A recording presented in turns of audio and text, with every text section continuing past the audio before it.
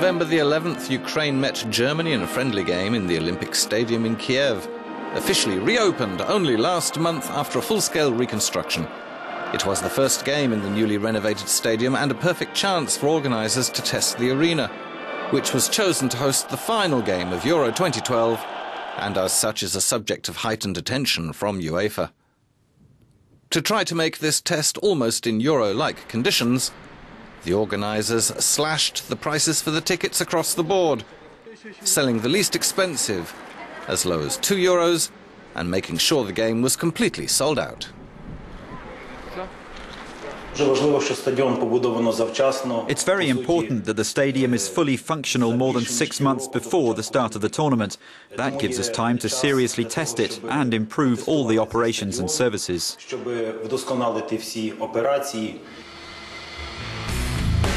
Several years ago, the future of the stadium hung in the balance.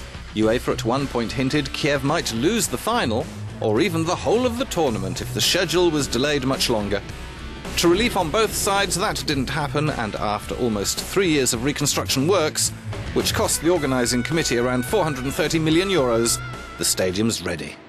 2-3 years ago, we were, say, a little bit more in doubt if this will happen, but we were always positive that at the end it will happen, and we could see that promises were held, and that we were positive was the right decision.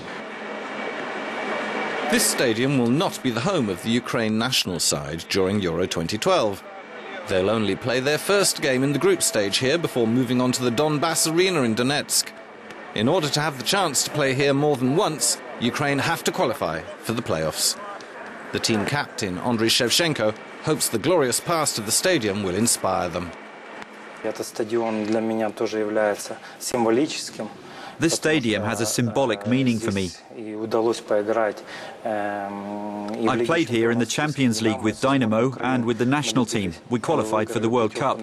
But the old stadium has outlived itself, and the new one is the future.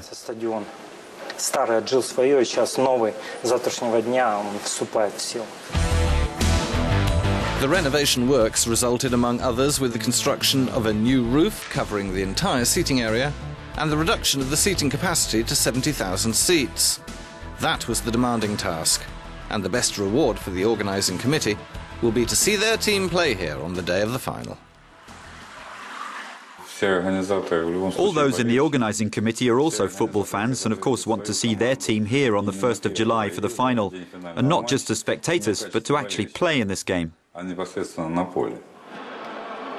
The game was also a huge test for the Ukraine national side, who as a host nation qualified for Euro 2012 directly, and whose recent series of poor results in friendlies made it a subject of widespread criticism in the press.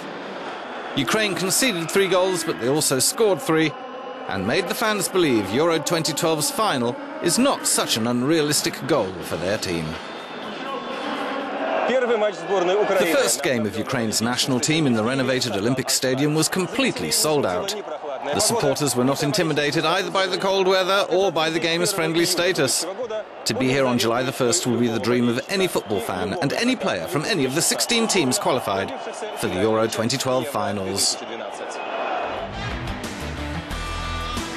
The organisers have scheduled several more friendlies in this stadium before the official kick-off on the 8th of June.